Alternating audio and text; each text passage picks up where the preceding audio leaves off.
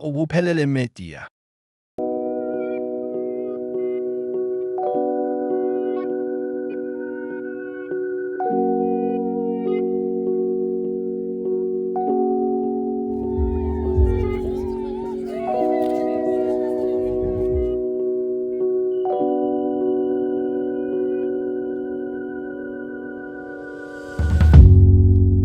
Finally, we are here now.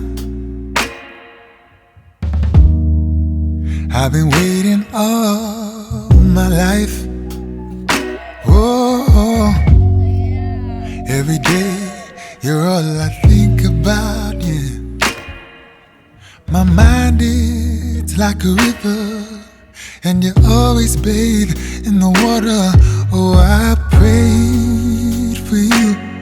Oh, I cried for you. I can't believe we're here at last. Oh, I prayed for you. Oh, I cried for you. I can't believe we're here at last. Can you take me through? Oh, touch me on my face.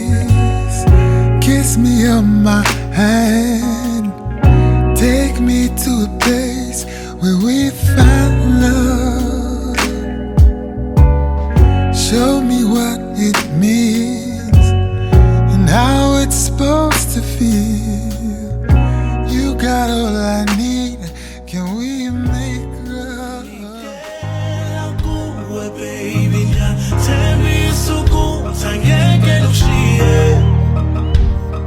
Digo she dizem que la cua baby ya temi suku tangeke no shie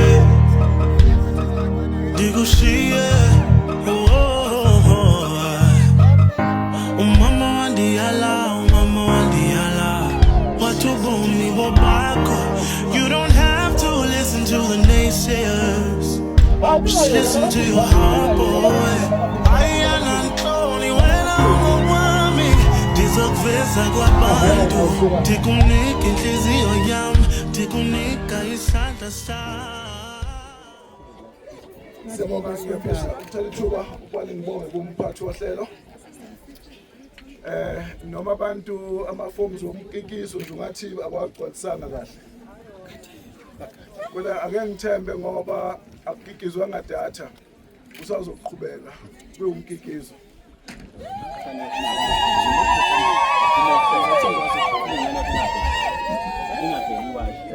Umkikizo kaGesu usuhamba kodwa ke sisazoqhubeka abazalwane egameni likayise nelendodana nelikamoya oyingcwele, amen. Make sikhuleke. Woza moya ongcwele ugcwalisa inhliziyo zethu ngezithelo zezibusiso zakho. Dala kithi inhliziyo ehlanziwe esonweni negcwele ithemba nothando. Uma usomandla yakhe indlu basebenzela ize abayakhayo. Uma usimakade ngalondoloza umuzi umlindi wawo ulindela ize, amen. Bathandekayo sibuthele lapha uzohlanganisa nowesilisa umfowethu uNdumiso nalo wesifazane udadewethu Makhosazana ukuba babe indoda nomfazi ngezwi laNkulunkulu. Umshado ke uyisimiso sikaNkulunkulu esikhombisa umfanekiso okuhlangana kukaKristu nebandla lakhe. Ngakho ke akungabe bikho umuntu ongena kuso kalulana nje nokuba engalulekanga.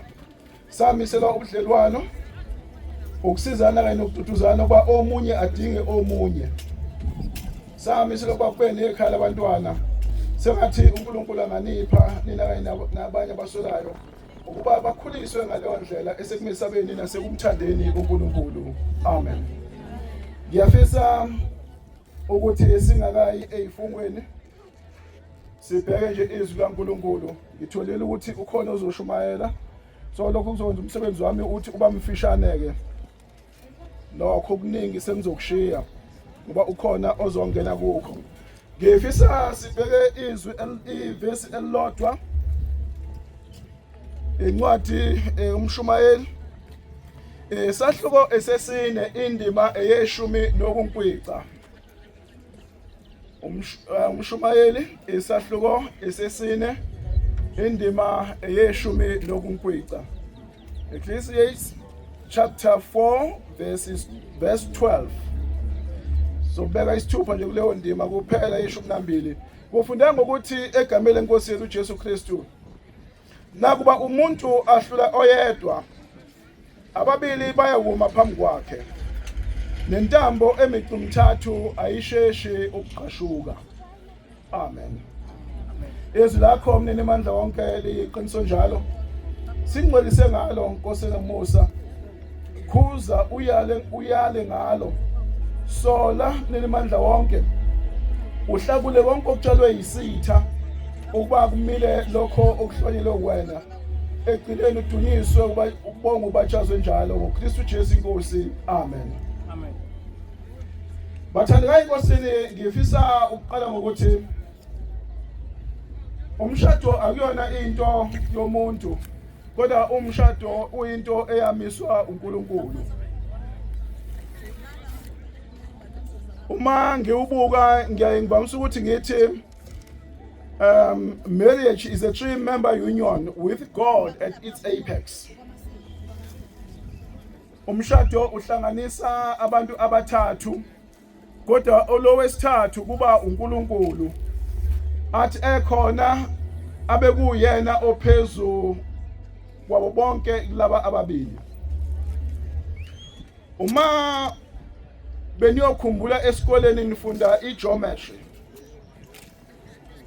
besiyothi unqantathu kodwa lo nqantathu othi mawubekani naphansi laphana niqhelelane ulayini ube mude bese kuthi oyaphezulu uNkulunkulu ube yiwona omfishane ngendlela ukuthi uma ubongadweba ulayini usuka kuNkulunkulu uya kulayini undumiso nomakhosazana, that is point A and B, bekuyophuma i-right angle triangle.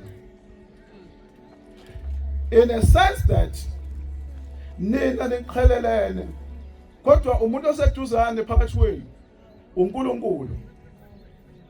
Uma nina nibukana as if ni opposite kodwa uNkulunkulu manje nimbuka kudinga ukuba niphakamisa amehlo okuqala. Indlela elula yokuthi uma yipi point obungafika kuyona uma undumise bengasuka ayikumakhosazana noma umakhosazana asuka ayindumiso ngisho bebengasuka kanye bebengeke bakwazi ukuhlangana phakathi nendawo ngenxa kalayini wabo omude kodwa bengaseduzane uma undumiso esuka enyuka eyaNkulunkulu nomakhosazana esuka enyuka eyaNkulunkulu. Ngazi lento ukuthi kodwa khona ngiyafisa ukuyichaza ngalendlela yokuthi nikwazi ukuyibona. Ngifisa nje ngibehlulayo kulezi insizwa ababili ngizophenduka nje ningibuke la. Benginehlula nonke empeleni. Ngifuna ababili ngijimana. Eyami nje siziyaqala kwamhlophe. Awuyekunqala inqasakazi lapha lejusana.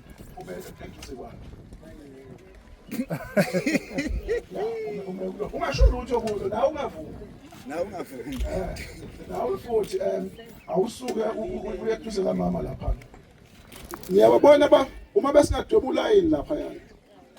Kodwa ke bese ngithi ke kufanele lo line sakhe unqantathu a triangle. Okuyikuthi bona ba ulayini nami sengingxenye ka layini. Mina ke njengomfundisi awungithatha ukuthi ngibele uNkulunkulu ngisewuNkulunkulu kwalomzuzwana. Uma ubuka lo line mawuzodweba usuka lapha uya lapha uyawubona ukuthi mude kodwa uma ungawuxhuma usuka la uza la mfishane usuke la uze la mfishane. Bayafunda njalo abasemva kwami. Indlela ke engcono ngoba uma ngabe nina nizobukana nizoyithola ni opposite to each other. Kodwa indlela engcono yokusondela omunye komunye ukuthi wena you come closer to me. Uyasondela. Ngesikhathi usondela wena uyasondela naye. Kusondela undumiso, kusondela umakhosazana.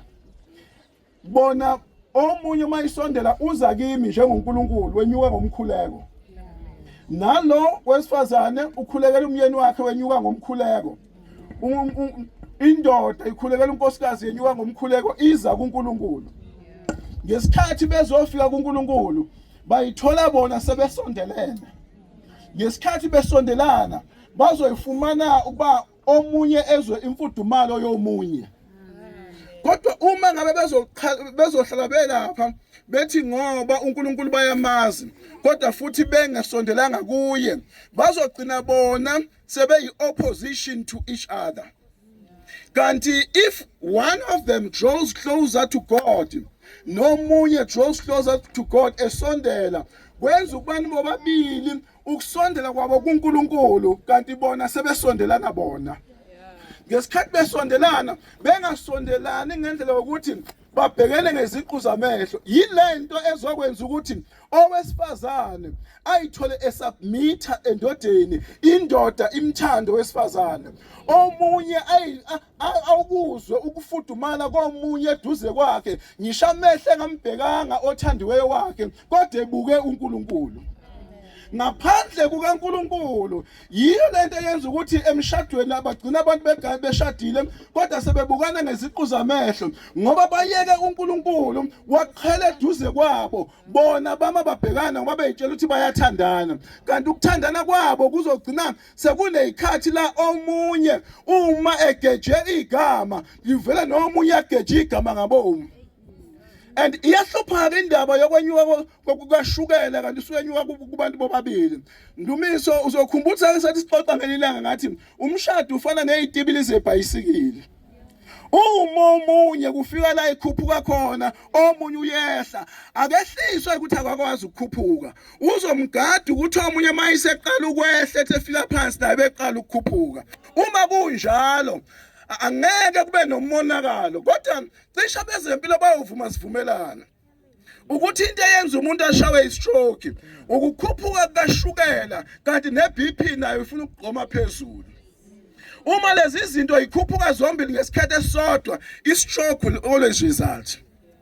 Kodwa lento eyenza ukuthi noma ngabe kukhona ukushayisana phakathi kwenu, uNkulunkulu uyangena ne-divine intervention yakhe, uyakwazi ukungenelela. Omunye abone ukuthi omunye ubenza iphutha noma ugeja amagama, bese nihlala niba nokuthula.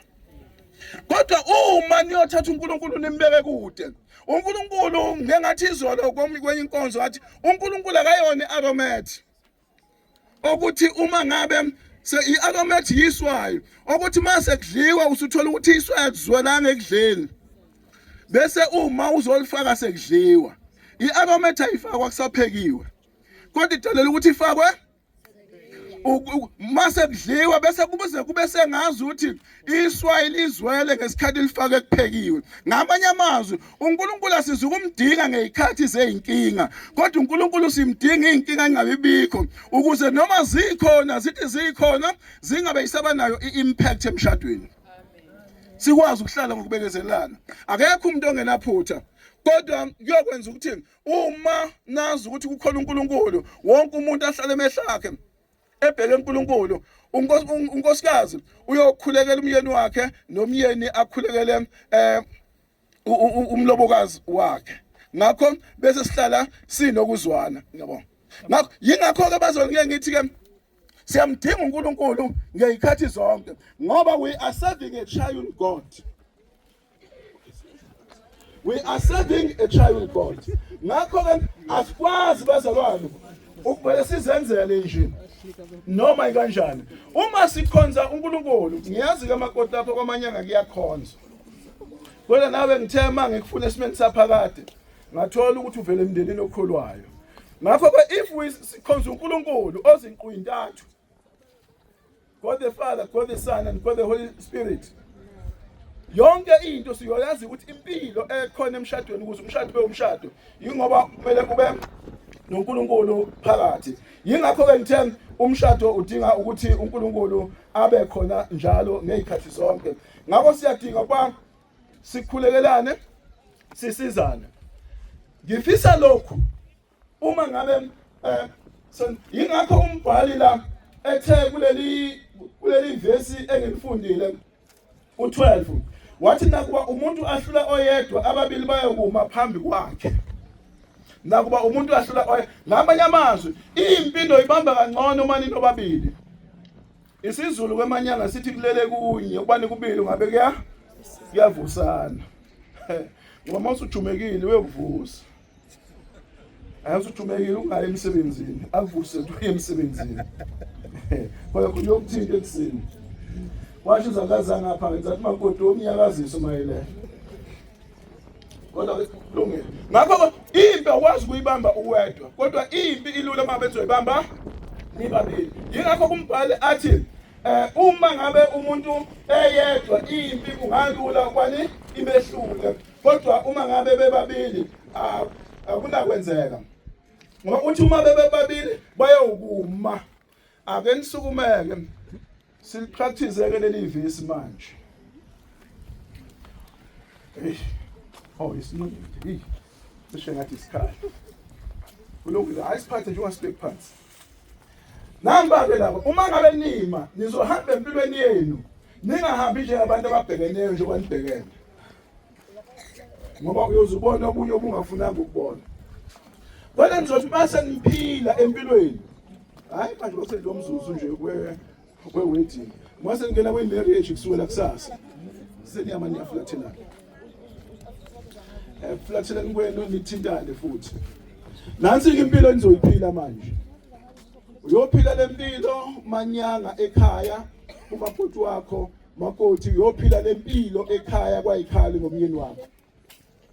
Manje ni kanje umanyanga kufanele ahambe ekhululekile noma ahlale ekhululekile azi ukuthi akukho kuzoqhamuka emva kwakhe ngenxa yokuthi emva kwakhe wena uyiso lakhe. Wena manyanga uma ubhekele awuyibhekele le kube ngathi uyibhekele wena, kodwa ubheke into engaqhamuka emva kamakoti ukuze umvikele umakoti uyilwe impi uze uyiqede engayibonanga umakoti. Ma kunezinto ezizovuka kwamanyanga umuntu ozomela umakoti wena uzilwe izimpi uze uyiqede ibhekele nonkosikazi wakho. Unkosikazi ayengezwa nangephungu kukhona kwaba khona kade uqalile ushikile. Nawe makoti awuthathi indaba zibuyele kwayikhali, kodwa kwayikhali uvikela umyeni wakho noma sebembeka amabala ngoba the back of your husband is protected by you. Uma kukhona into eqhamukayo ezohlasela umyeni wakho awulwi nayo kube ngathi uvikela umyeni wakho, ulwa nayo kube ngazuthi izohlasela wena. Manyanga awulwi nento eza kunkosikazi wakho kube ngathi uyivikela wena. Amene kube ngathi uvikela unkosikazi wakho, kodwa ulwa nayo kube ngazuthi uzivikela wena kanti uvikela unkosikazi. Banjalo abakaNkulunkulu uma behamba uNkulunkulu uyasilondoloza uma sesilwele ezitheni ulwa kube sengazuthi isitha sibhekene nayo uNkulunkulu, hayi kube ngazuthi sibhekene nomntwana wakhe. Ngakho yazini ukuthi manimi kanje animi kanje ngoba niphikisana, kodwa nime kanje because one is watching someone's back. Ngakho makoti umanyanga kumele ethembe ukuthi ayikho into yomhlasela because kukhona wena ngapha. Kanjalo nakwena manyanga because kukhona wena awungahlangani nabakini ngomakoti. Uma engakwazi ukupheka ukhona ugogo uzomfundisa. Vele futhi ugogo uswafundisa wena nawe uzomfundisa. Ungakhalike ngokudla ukuthi kubi kanti nawe ukwazi ukuphela. Ngakho akekho umuntu ozokhala ngomunye. Akekho umuntu owazalwa azi. Kodwa wonke umuntu uyafunda. Ngakho ke uma engakwazi ukayina ibhlukwe uzalwe nosisi bodwa. Bengekho bhuti eduzane ubaba wakhe nawayifakela ama-avaloni engafune ukayinela mfundiseke ukayina ibhlukwe. Ayihluphi leyo. Uma ukudla kubabiswayo noko kumnandi kusho ukuthi ungakhala ukuthi kubabiswayo wothi isodium iningi yenzelwe ukuthi iservice kahle ama-nerves imizwa ivuke sonke isikhathi ithole into ezoba positive entweni negative nikwazi ukufundisana nicathulisane. Ngakho maningena ningene oqala emshadweni. Ngakho ke yazini ukuthi umshado uyijeni uyuhambo. Singahlala phansi uye unikhulekelana nazisane nithandane. Angicine ngaleli sengigijima. Makoti uManyango uyayazi iCressida yami ngaqala ngayo. Yona moto yami yokuqala ngiqala ukuyithenga. Yayimhlophe nje mawungibona ngehla kuyo nokwenza ke yebala ngithenga uzothi ungacabanga ukuthi nokwethu usomatekisi. Namanje bangisabona iCressida ngisayibuka. One day nginomakoti ke ngimhlangabeze usebenzele eMtuba. Hlangabezile uLwesihlanu singene esithenge kwaSpar uma siphuma nje kwaSpar. Ngithi ngishaya isikhiye ithula imoto engibuke. Ngiba sashaya isikhiye ithula imoto ingibuke. Ngithi ihoti kuthi nya ihoti. Ibuye ingqondo ukuthi konje ma imoto mawuthi ushaya ihoti ingakhali kusho ukuthi ibattery yehlile. Inkinga ke manje kufanele ngiyikhike. Kodwa ke awukwazi ukuyikhika engekho phakathi. And ngeke nokhona phakathi ngeke ayikhike uma ngekho ozoyifusha. Ngithi uma ngithi ngiyamcela ukuthi ngicela angibe afusha imoto. Silapha kwi-parking kwaSpar eMtuba. Avele athi abantu bazothini kodwa. Buka nje ngendlela ngisagqoke ngayo ngisobuya nasemsebenzini nale moto ibukeka iyintsha.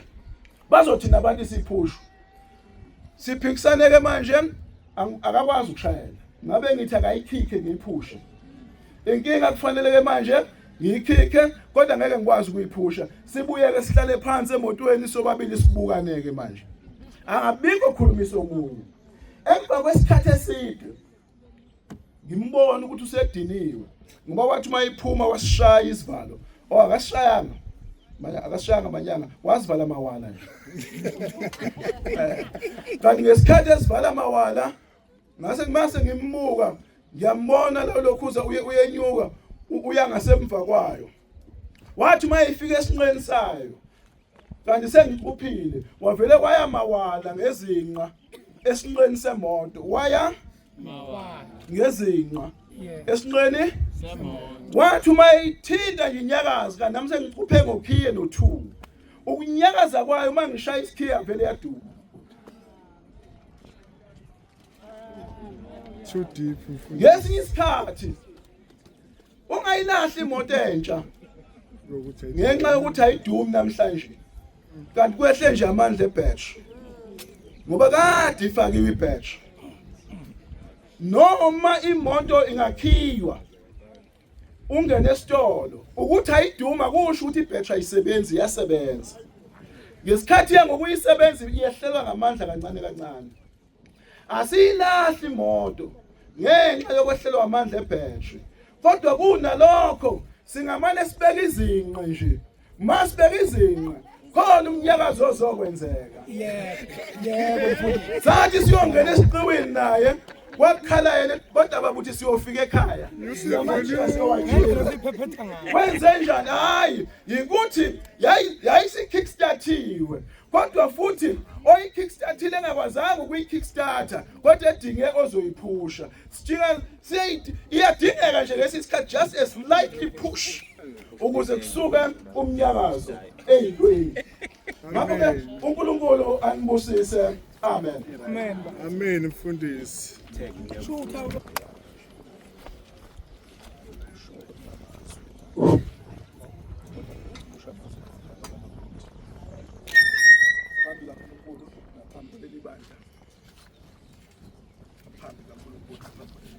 Phambi kaNkulunkulu phambi kwaleli bandla nokusazana ngiyaqinisekisa ukuthi angisazi isithiyo singavimbela ukuganwa ngamakhosazana knowledge nosikali. Awubheka ukuthi kokikizwa kodwa Nkosi yami.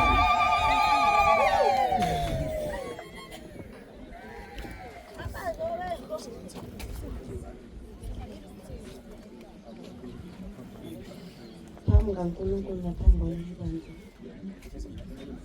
Mina makhosazana knowledge. Ngiyaqinisa ukuthi angisazi isithiyo esingangombela ukugana undiniso sipho senkosi. Bengithi bazokhuza umsolo khona.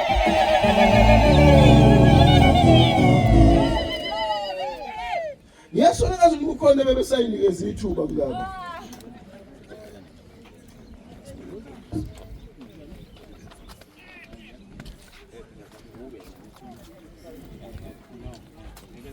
Ndumiso uyamthatha uMakhosazana Knowledge njengomkakho.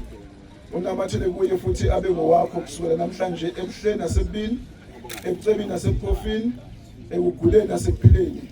Uyakumthanda umnakekele nize nahlukaniswe ukufa na uma kunjalo phendula ngokuthi yebo ngokusiza kwenkosi. Yebo ngokusiza kwenkosi.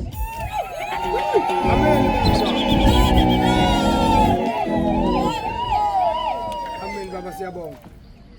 Yebo. Makhosazana uyamthatha uNdumiso njengendoda yakho unamathele kuye futhi abe ngowakho kusukela namhlanje ebuhleni nasebini, ebucebini nasebuphofini, ekuguleni nasekuphileni.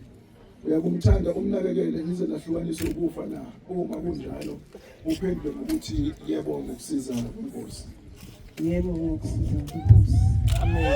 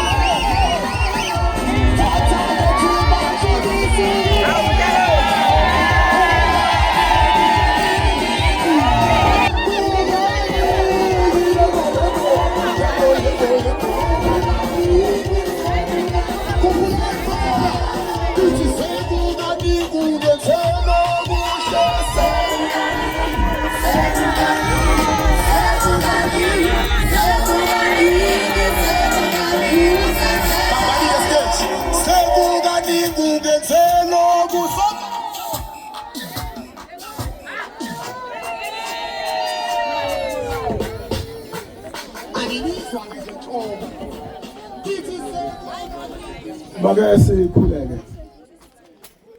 Baba onomusa nenamandla wonke noMyisi weNkosi yethu Jesu Kristu. Wasengcwele ngcolisa lezi ndandatho zalaba ababili abahlanganayo kulesi simo somshado. Yenze Nkosi indandatho ngayinye ibe ubufakazi nobukhona bomunye komunye. Khona omunye noma engekho eduze kwakhe. Benze Nkosi namandla ukuthi ngalokhu ukukhombisana loluthando kube uthando oluphakathi kwakho nebandla lakho. Benzele mleni amandla wonke ukuthi bahlale njalo bengabakho njalo. Uzibusise lezi ndandatho ngoKristu Jesu Inkosi yethu. Amen.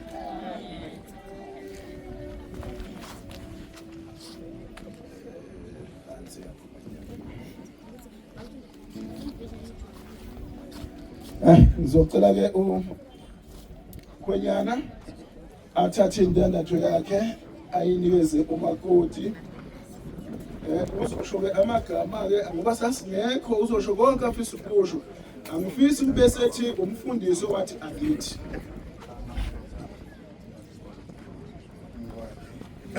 Ingwane ingalendandatho ngifisa ukukhombisa i-commitment enginayo nawe.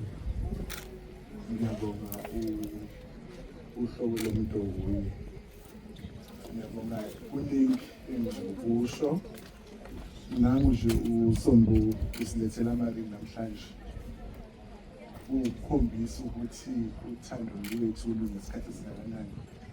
uSombu wayemncane kakhulu.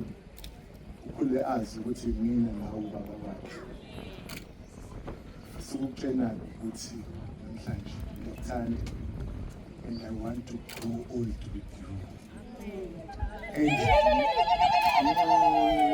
And devil is a liar. Devil is a liar. Devil is a liar.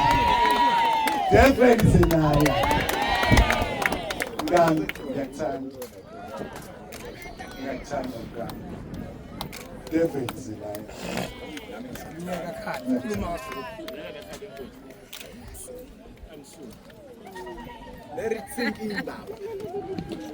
Awasiphuma umkikizo nje wokugcina.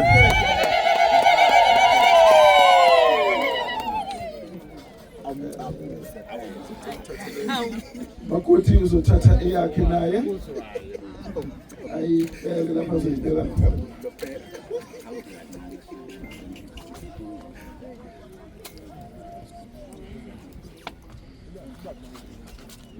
Naye futhi uzobesha amagama akhe afisa ukwasho angathi ukuthi mina engathi akasho. Take your time. Navesita. Maningezi. Isoka lami. Mthapha. Ngiyabonga Thusi. Ngiyabonga Thusi.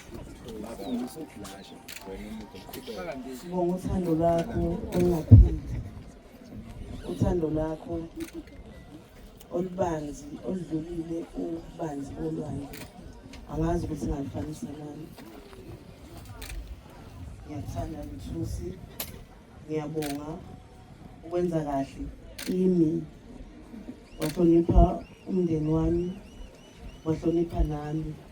Wangithatha namhlanje ungenza umakoti ngiyathembisa isimo sami ukuthi kuko konke ngizohlezi nawe ngeke ngize ngishiye ngisho usathane ngahlasela kangakanani kodwa ngihlezi nginawe njalo ngiyakuthanda lokho.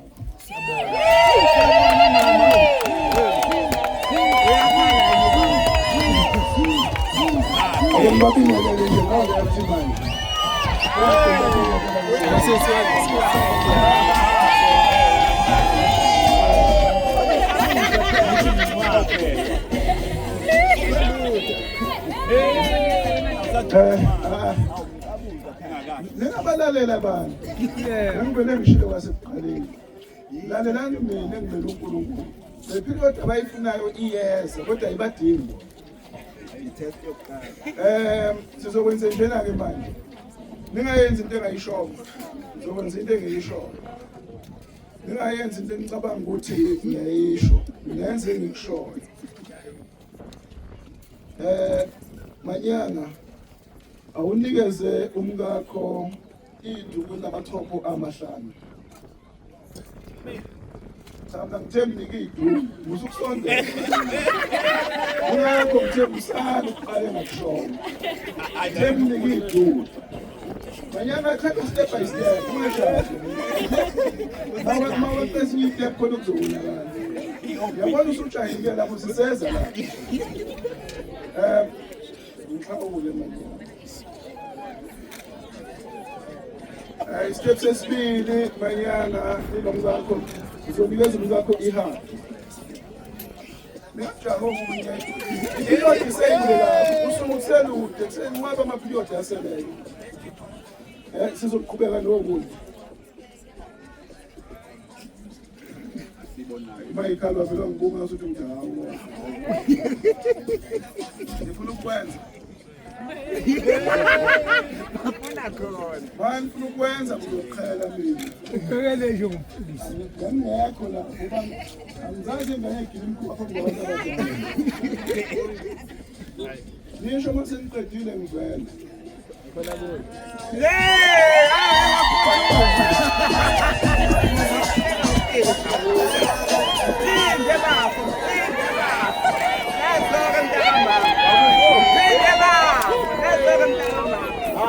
Sengiqedile.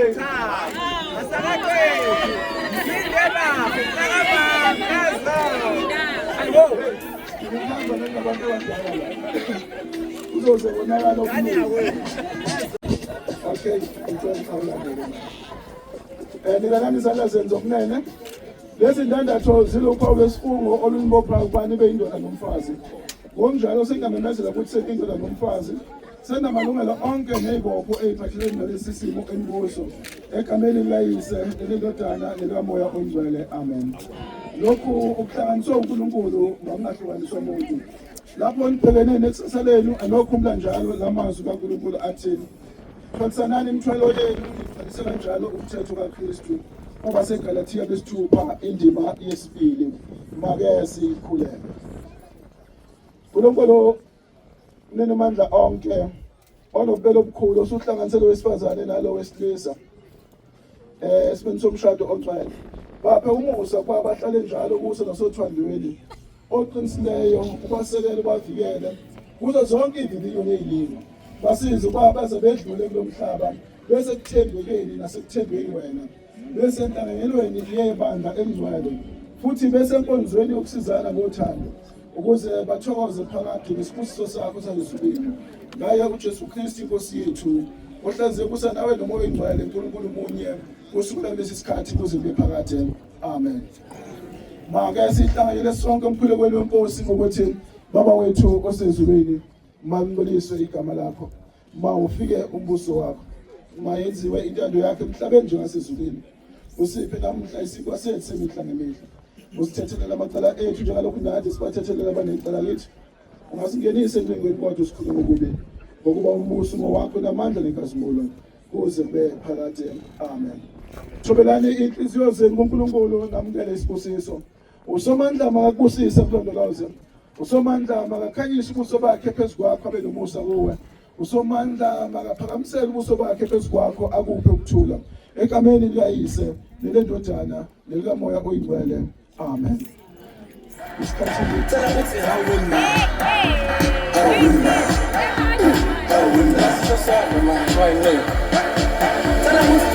Alright, sibaphelele indlela sikikizele khonto ejive umanyanga bafowethu angiyazi lena hlezi kuzothiwa igudla khonto lapha egideni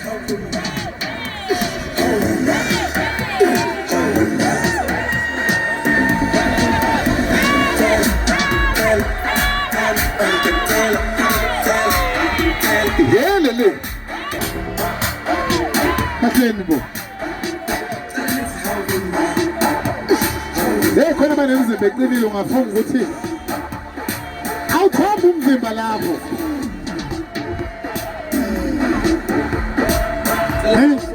hayi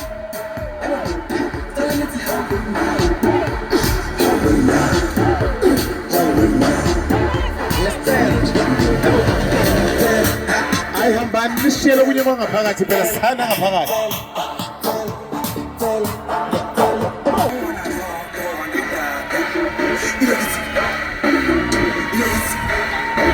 hayi manje ngathi uyasiroba ngathi uyasibona mhlawumbe kubekela ingaphakathi hayi